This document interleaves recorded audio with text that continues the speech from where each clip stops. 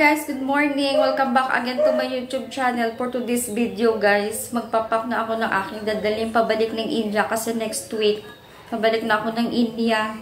Papak ko na yung aking mga pasalubong, mga Filipino food. Anyway, nandito pala ako nakastay sa kuya ko. Nagsistay muna ako dito kasi nung sabi sa probinsya walang international flight. Nandito kasi yung aking international flight sa sa NAIA Terminal 3 kasi natuloy muna ako to sa aking kapatid. Ayan, di ko alam kung mag-iilonggo ako or magtatagalog. Kaya pasensyahan nyo na. Ito yung aking box o nalalagyan ng mga pasalubong. Bumili ako ng balikbayan box. Ayan siya o. Ayan, nilalagay ko dito yung aking mga things na binili nung nakaraan. Nag-grocery ako sa SM. Tapos napunta ako sa mga market dito. Naghahanap ng mga ipapasalubong sa asawa ko. Kasi nga, ang daming request noon, bumili ka ng ganito, ganyan. Kasi gusto talaga noon mga things dito sa Pilipinas. Sabi ko, okay, bibili kita. Ngayon, ipapak ko na siya para ready na siya. Para at that time na may flight na ako, yung parating na bagay yung flight kung hindi na masyadong busy. Papahinga na lang para ready na ready na mag-flight. Ayan, aking box. Kukunin ko muna yung aking mga things doon na pinamili sa stock room. Hindi ko na ipakita sa inyo yung aking yung pagkuha ko baga ng mga things doon sa stock room. Kasi nga, madami yun. Pag haba na lalo yung aking video, i-share ko na lang sa inyo yung aking pagpack. Yan, kukunin ko muna doon.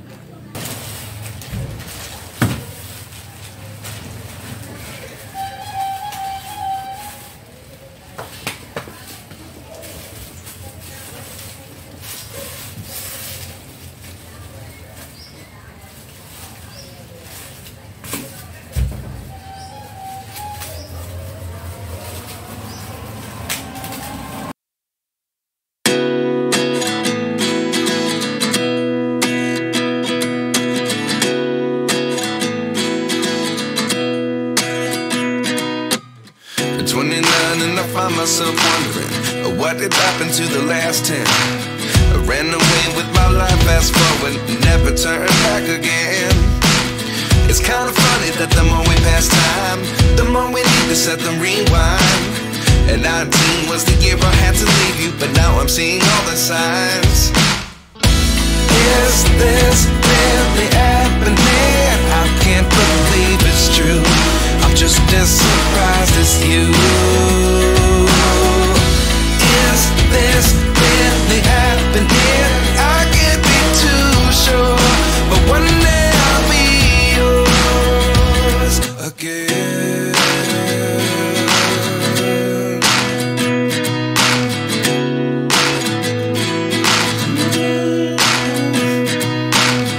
Life lessons come one in a dozen. The other 11 get something from nothing. I sit here looking for an answer. Maybe the biggest question was in the last chapter. You gave me the soul I have today. Without you I never could have moved away. But now I see what you teach. I do believe I always should have stayed. Yeah. Is this really happening? I can't believe it's true. I'm just as surprised as you. Is this really happening? I can't be too sure, but one day I'll be yours again. One day I'll be yours.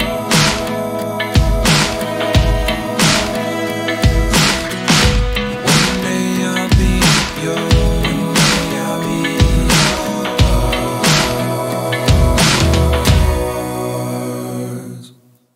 Life lessons come one in a dozen. The other 11 get something from nothing. Life lessons come one in a dozen. The other 11 get something from nothing. Life lessons come one in a dozen. The other 11 get something from nothing. Life changes just open the door. One thing's certain, I'll always be yours. Is this really happening? I can't believe it's true. I'm just as surprised as you. Is this really happening? I can't be too sure, but one day I'll be yours. Yeah. Is this really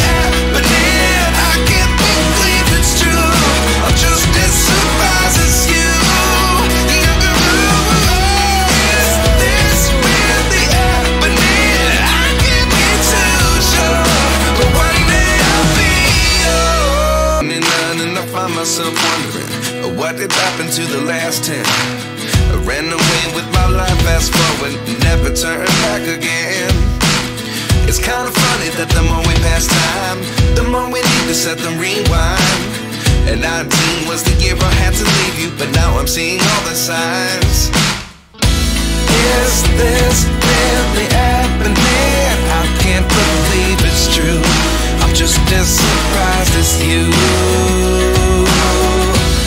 Is this really happening? I can't be too sure, but one day I'll be yours again.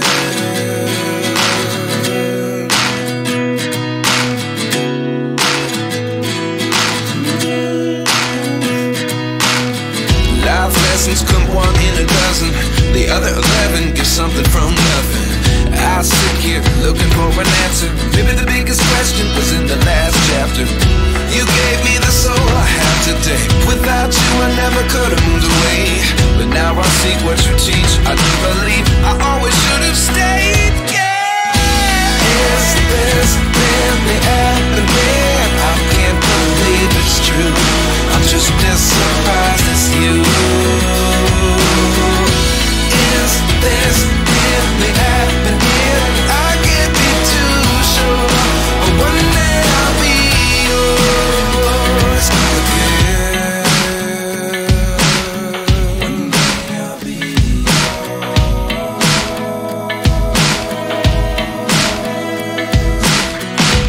One day I'll be yours.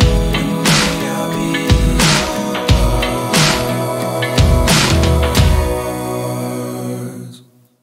Life lessons come one in a dozen. The other 11 give something from nothing. Life lessons come one in a dozen. The other 11 give something from nothing. Life lessons come one in a dozen. The other 11 give something from nothing.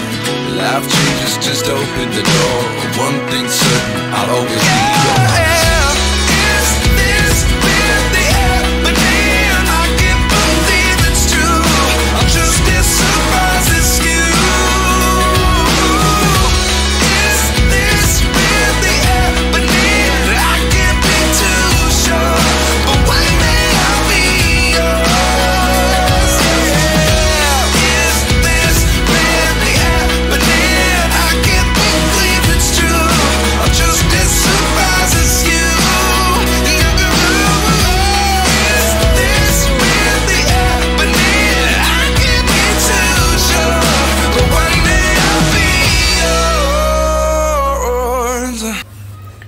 Guys, ayan, lumiit na kasi binawasan ko.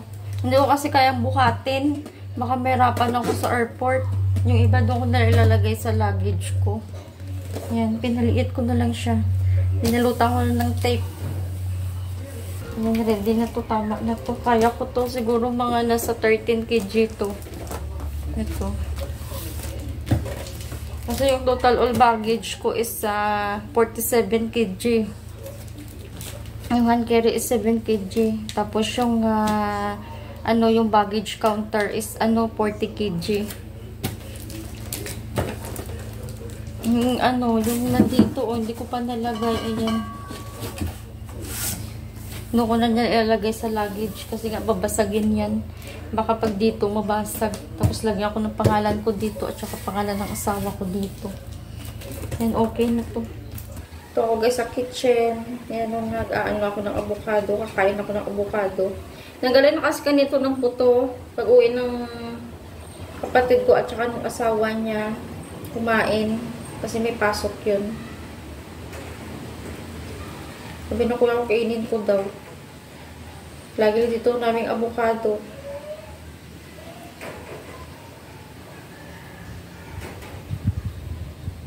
Ayan yung matanggal. Yan yung meron pang tatlo. Yung nakaraan ang dami. Sa probinsya ang dami din. Ito yung sa vlog ko dati. Yung nakaraan. Nag-harvest kami ng avocado doon.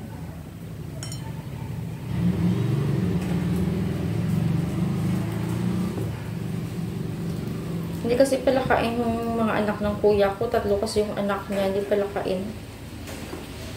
Tapos na ako dumag-ano ng aking yung aking box. Binawasan ko. Sabi ko nga sa asawa ko, hindi ko na sana dadalhin yung luma kong luggage na isa. Binasawa ko, may hirapan daw akong mabigat. Sabi niya, dalhin ko daw. Tanggalin ko yung iba doon. Kasi nga, nung binuhat ko, hindi kaya. Sabi ko, tanggalin ko na lang yung iba. Para makaya ko.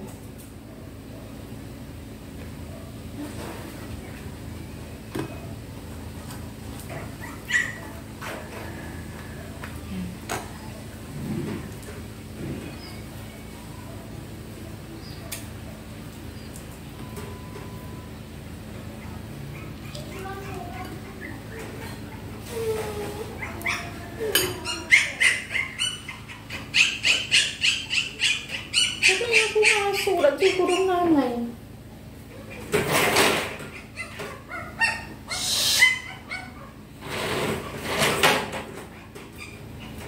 Nga ngayong nanay doon. Naiyak. Nagutom na siguro mag-bebe. May breed yung aso nila dito. Hi Mary! Padidiin mo yung anak mo doon.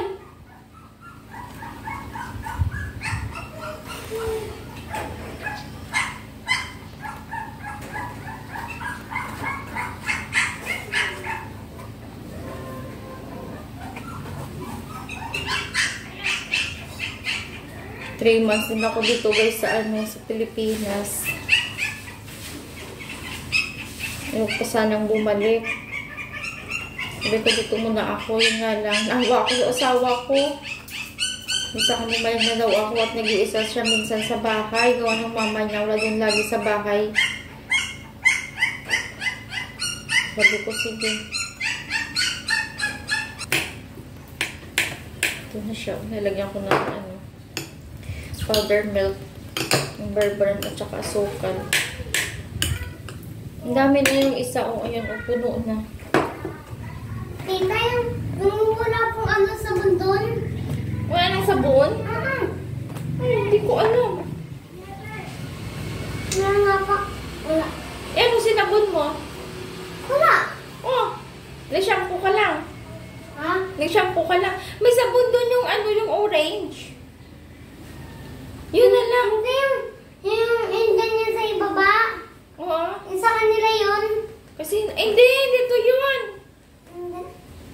Wala nga doon. Kain ka nito. Sa kanya nga yun. Kain ka nito, avocado. Nakain ako na. Oh. Mamaya. O sige, terhan kita. Yung kuha na lang po ako dito. Ha? Kuha ako dito. Saan ka kukuha? Ito. Sige. Hindi ka pa tapos? Opo. Masasabon pa ako po. Ito, masasabon pa. Ito na lang po. Ibalik mo yan, ha? Opo. Yung busong anak ng kuya ko, hindi pa daw siya nakapagsabon. Wala nung sabon doon sa may sabunan. Kinuha niya yung sabon ko. Sabi ko, sige, balik na lang. Talino yung batang yun.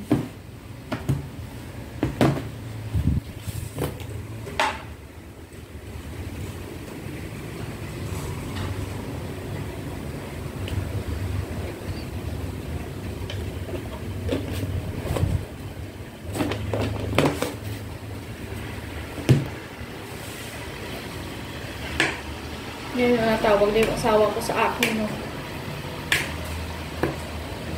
Mamaya na. Nagbablog pa ako.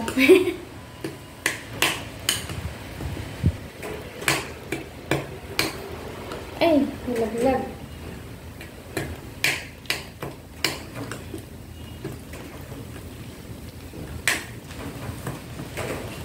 Mix-mix lang. Next week, balik na talaga ako ng India.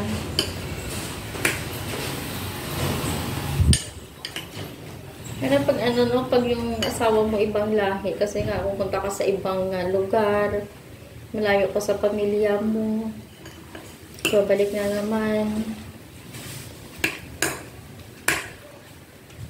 Yun talaga. Nandun yung forever mo eh.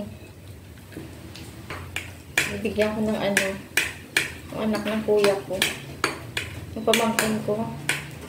Ayan yung kalahati. Ito. Sa kanya, ito yung sa akin. Ayan, hinati ko na yan sa gitna. Tama na ito.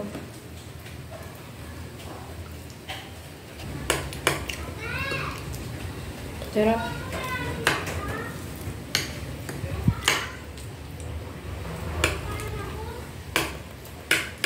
Tapos ko nito, yung luggage ko na naman yung aking anuhin, yung aking asikasuhin. Niligpitin ko rin yun kasi nakakalat doon. Hindi pa naka-arrange. Kaya i-arrange ko pa yun. Ayan guys, that is for today's video. Na-share ko rin sa inyo yung aking buhay dito sa Pinas. Thanks for watching everyone. See you in my next video. God bless all. Bye!